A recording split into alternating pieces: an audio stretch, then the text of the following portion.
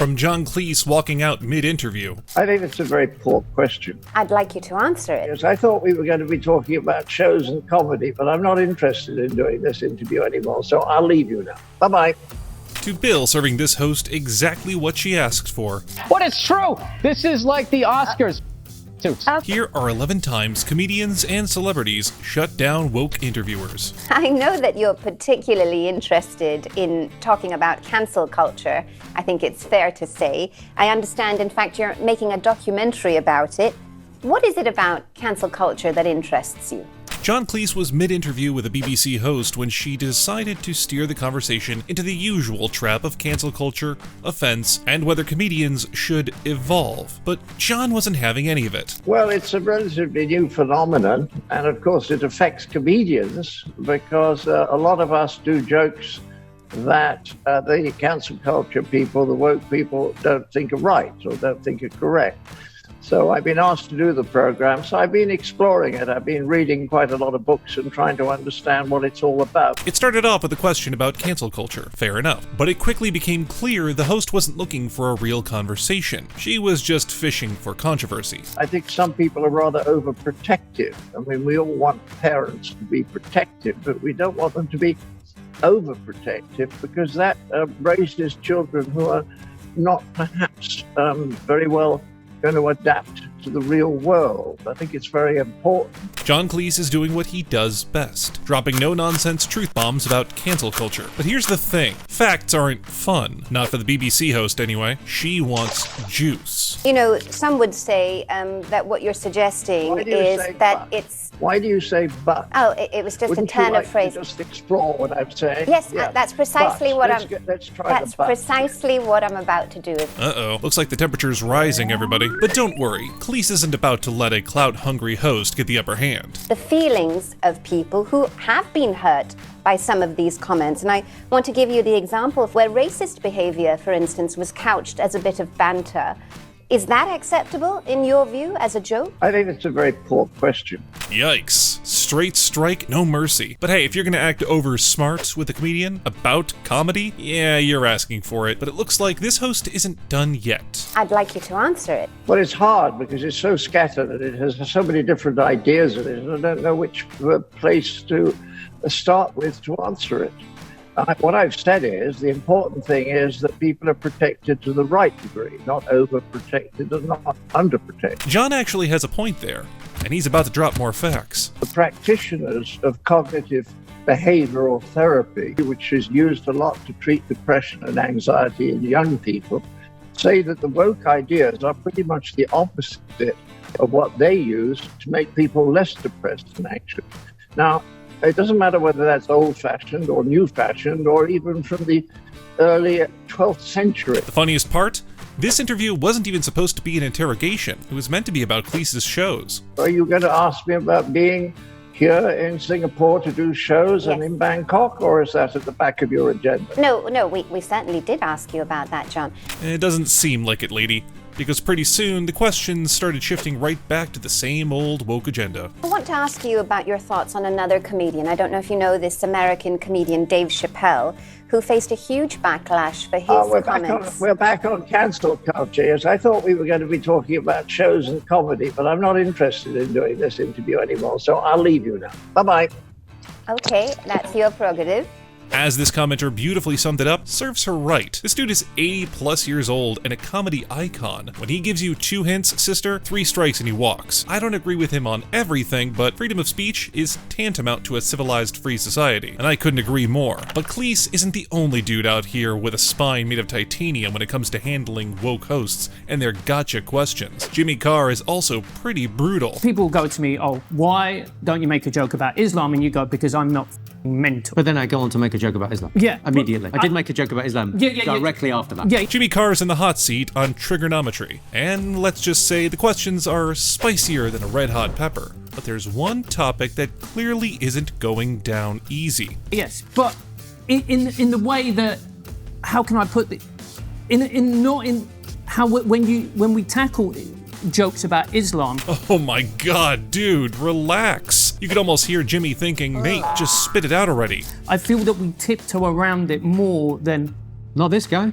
No, I've got loads of stuff about. I mean, I just played Istanbul. I just played a Muslim country. I'm a bit short for time. I've done jokes about Christianity, but I can't do jokes about Islam. Meanwhile, the hosts are glitching like NPCs mid-update. It's painfully awkward. The crowd kind of go, can't you? And I go, well, fun fact, I'm not an idiot. So if you're sat there thinking, well, that's not fair, you joke about Christianity all day long, but you won't make the same sort of joke about Muslims, well, then maybe, as a Christian, you should think about blowing something up. Yeah. It's fun. Honestly, that's your reaction, guys? Like, come on, it was a joke, not a UN briefing. I mean, we all know Muslim people, they're fine. Yeah. Exactly the same as everyone else. Yeah. There's no sacred cows in my show. There's nothing that I'm like pulling punches or going, well, I don't want to stray too close to that. It's about what's the funniest thing I can possibly say. Despite giving them their answers, the hosts weren't done yet. You're using your privilege to make fun of people who don't have as much power as you, and therefore this is wrong, offensive, evil, etc. Okay, I don't know what they want. I don't really get it. I don't get the idea that a joke is a punch. Honestly, we could all take a page out of Jimmy's playbook when it comes to shutting down awkward questions. But Jerry Seinfeld, he'd slam that playbook right on the woke people's heads. Let's talk about serious things then. The Me Too campaign. Yes. What's wrong with the industry? I mean, are you asking yourself how come all of this is coming? It's not the industry, honey. It's the whole gender. This is about men and women. You just called me honey. Yeah. In an interview with Channel 2's Dana Weiss, Jerry Seinfeld shared his views on the modern-day movements that have led to the canceling of many stars. But soon the conversation started to steer into treacherous waters. This is global. Did you see any of it? Because everyone's saying it was all around and everyone knew about it, but then... Well, who are we talking about? Just things that were going on around in studios and networks. Honestly, I've never seen, during the years when I worked on my show, and even in the nightclubs. As usual, the interviewing journalist wasn't just after reasonable answers. But the thing is, when Jerry starts talking, his surgical tone somehow makes the whole room go quiet. There was a lot of activity, let's call it, frivolity. Comedians and waitresses and everybody. I mean, men and women, chase after each other, right? Right? Yes. Yes. See what I mean? Right? Now, I've never seen it done in a way that was, that I thought that's not right. So you're what that guy's doing. So you're surprised with all this Me Too campaign and things that are coming out now? No, I'm not surprised, but you asked me if I'd seen it. Okay. And that, folks, is how you avoid a trap laid by an interviewer, gracefully, with zero sweat. But Dana wasn't done trying. One of them is also actually your friend or someone you worked with, Louis C.K. Mm-hmm. That's terrible. These behaviors themselves don't even make sense. I don't even understand why they would do that. Attempting to trap Jerry for the second time in 3, 2, 1. Something that would cause you not to listen to him anymore, and I think it's right that they took him off air. He stopped working. The problem for him will be no one will ever look at him without thinking about that. It's a whole world that's kind of caught people by surprise. It's like, you're doing what? This is a horrible story. Jerry ain't no fool, Dana. Maybe you'll remember that next time. And if there's anyone else who's mastered the art of brutal but sophisticated replies, it's Rowan Atkinson. In a recent interview you gave with the Irish Times, you said, comedy's job is to offend, and it seems nowadays people are very careful about what they joke about. Do you worry about where comedy is going? Not greatly, because it's a cyclical thing. While interviewing Rowan Atkinson, Tommy Bowe asked that classic eye-roll-worthy question about the future of comedy. Because, some pansies get hurt by jokes these days. But you'll want to hear Rowan's reply. 1 minute, certain jokes or certain attitudes and outlooks are just out of fashion. And in the end, the whole point of a joke is to entertain people. And if people are not entertained, then you haven't, fulfilled your brief. This was just the beginning. Rowan kept dropping facts, one after another. But you'd be surprised how people like to abuse the context of comedy. And people often say, did you hear that joke that comedian said in that Netflix special? Did you think that was right or wrong? And all I say is, I wasn't there. I haven't heard the joke. I wasn't in the audience when the comedian said it. And here comes the final mic drop moment. I don't know what the atmosphere was in the room. If people pay to see a comedian, they've got to accept whatever they provide. I'm a great believer that artists should never apologize for their art. If people are offended, that's their problem. It's not yours. You've done your bit. You know what's great about Rowan? He was outspoken way before cancel culture and all this woke craziness became a thing. And that's exactly what I appreciate. Yes. Plus, he left the host speechless. You know who else has a knack for leaving hosts speechless? Alex Stein. I do think that there is a thing called pretty privilege. There is a thing called white privilege. There is a thing called tall privilege.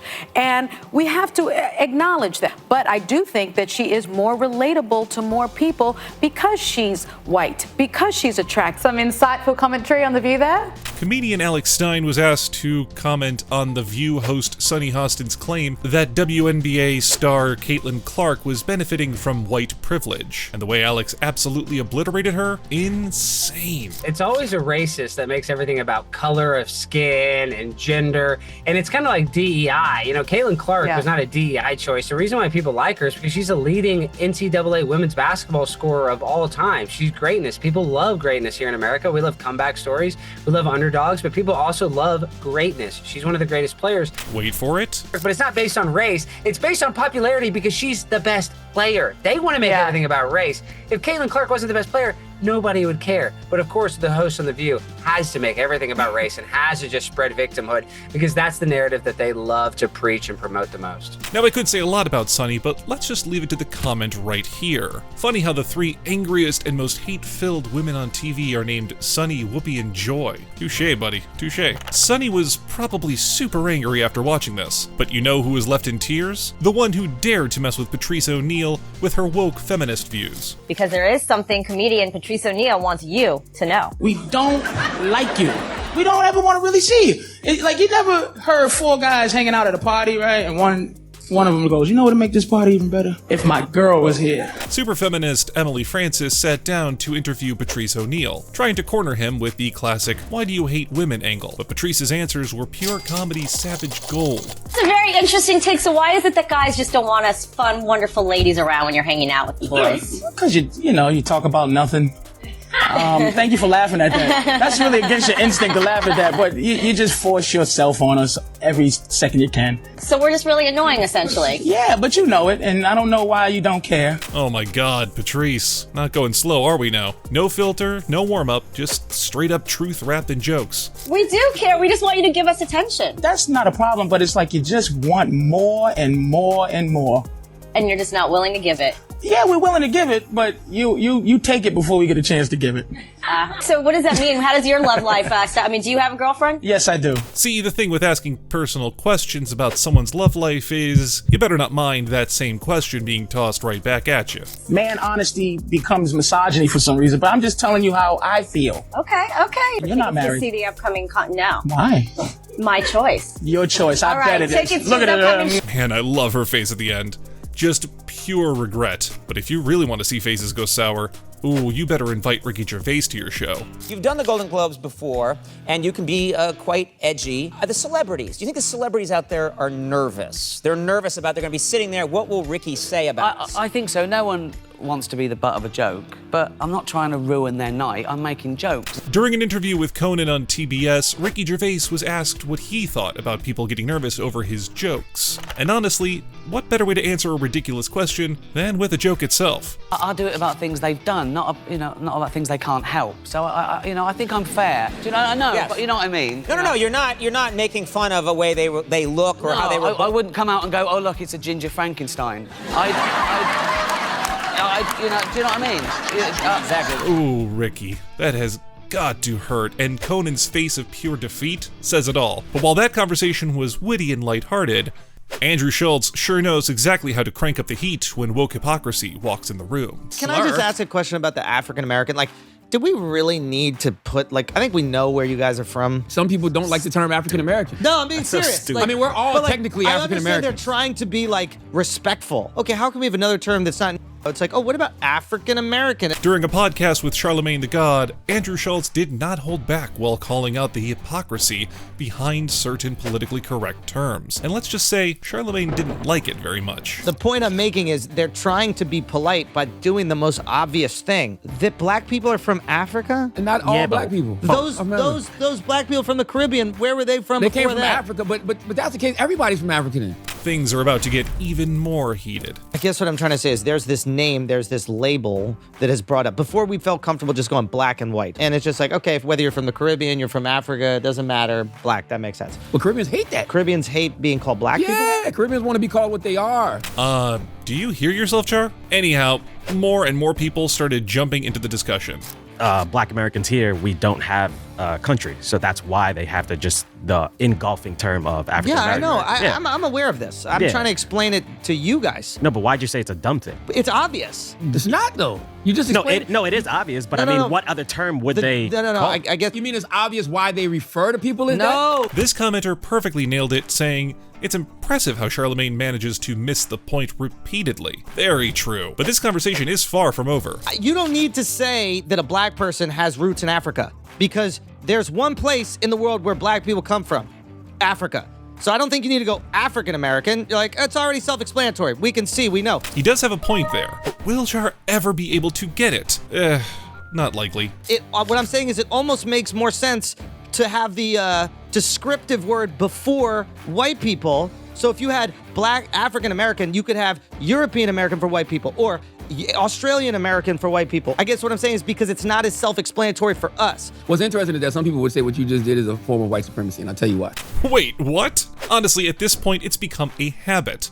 Just throwing around big terms without even trying to understand where the other person's coming from. You're not listening, and it's starting to drive me crazy. I'm making the argument that all black people are from Africa. No, the oppressive term. Yes. Okay? African American is in some ways oppressive because it acts as if the black people that are in America, right, aren't just Americans. Listen closely, Char. Maybe you'll get it this time. Why is it the white people just get to be American and then all these other people are Mexican American, Asian American, whatever? Okay? What I'm saying is... They do say white American. Oh my God, you're not listening again. They do. That's fine. Nobody says white American. The reason why it's oppressive is because white people just get to be American and everybody else gets to be this word American. If you thought Char finally got it, think again. No, he just changed the argument. He did. You didn't explain it that good the first time, I'll tell you. He changed the argument to say, yeah. Now you're like, yeah, that's right. Well, how come we don't get to just be Americans? That's not what you were saying. No, you're looking at my haircut and you're assuming the racism, which is your prejudice because you're a racist. Never mind. The way you think about what I'm saying, if you just think the opposite, anytime I say anything to you, think the opposite, that's what I really mean. Okay. You could be a white person from Afghanistan. You could be a white person from all these places. So what I would say is if there's one race that happens to be all around the world that you should add the descriptor before you do an American or the qualifier, it's white people, not the others, because the other's more obvious. Let me tell you what a flaw. I'm woke. Yes, but let me tell you what a flaw in your argument is. And you're not letting me be woke. This whole discussion is the exact problem with woke hypocrites. Someone brings a valid argument and suddenly it's bad, because apparently only they get to be woke, right, Char? Speaking of which, there's nothing as woke as canceling a comedian, right? Well, here's Chris Rock's 2 cents on it. When you're a comedian, when the audience doesn't laugh, that we get the message. You don't really have to cancel us because we get the message. They're not laughing. Our feelings hurt. During his interview on The Breakfast Club, the conversation suddenly veered into cancel culture territory, and Chris called it out for what it is. When we do something and people aren't laughing, we get it. I don't understand why people feel the need to go beyond that. It's people disrespecting the audience. Right. Like, oh, you think you know more than the audience. This commenter has the perfect opinion on this matter. Everything Rock says was accurate. It's just, I'm not willing to sacrifice every right to fight a culture war against college kids with no political power, who will likely change their minds the moment they graduate and get a taste of the real world. But that's me. Touché. The audience knows more than everybody, okay? Hey, some things don't need to be said. Some people need to be looked out for. I definitely understand that. Not letting comedians work is, what happens is everybody gets safe. And isn't getting safe the ultimate killer of creativity? Everybody gets safe and nobody tries anything. Things get boring. Right. Absolutely. So I see a lot of unfunny comedians. I see unfunny TV shows. I see unfunny award shows. I see unfunny movies. Because everybody's scared to make a move. We hear you, Chris, and you're absolutely spot on. But the cancel this, cancel that brigade? Yeah, not sure they've ever been in the same room as nuance. Failure is a part of art. It's the ultimate cancel. So you got a place where people are scared to talk. That's not, especially in America, you're scared to talk. That's what people want. Got to make adjustments. Right. Preach, man, preach. But if there's one guy who doesn't bother with preachy monologues and just goes straight for the jugular when people throw out ridiculous insinuations, it's Seinfeld. Lasted how long? 9 years, 180 episodes. You gave it up, right? I did. They didn't cancel you.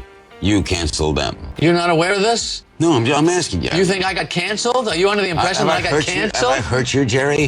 I thought that was pretty well documented. Is this still CNN? Don't most shows go down? During an interview on CNN, Larry King decided to take a little dig at Jerry Seinfeld. And you already know that was a bad idea. I went off the air. I was the #1 show on television, Larry. Do you know who I am? Jewish guy, Brooklyn. Yes. Okay. 75 million viewers last episode. What? You don't take it so bad.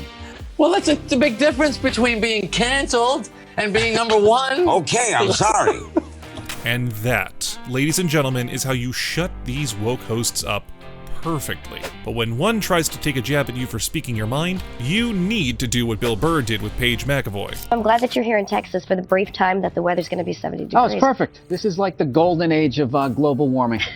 Right before the polar ice caps melt and we all drown. You got to enjoy these 70-degree January days. Billy Boy's on Good Morning Texas, but right at the beginning, the host tries to throw shade at him for daring to speak his mind. Big mistake. That's right. I was reading a little bit about you, and it says that you have a tendency to kind of go with your first thought. Yeah. Because reading makes you sleepy. That's right. And my first thought is this is the best week to be here, the week before the Super Bowl. That is so true. Before all the whores fly in, Yeah. Just want to get out. Wow. Just want to get out of here before that. What is true? You take a jab at him for being vocal about his first thoughts? Yeah, you get what you asked for, lady. What did you expect? He's Bill freaking Burr. This is like the Oscars for toots. Okay, all right. This entire week. Let's remember we're G-rated here, folks. Yeah, you do that, Paige. Alright, if you enjoyed watching these woke wannabes get absolutely roasted, you're gonna love the next video. So go ahead and click right here to watch it now.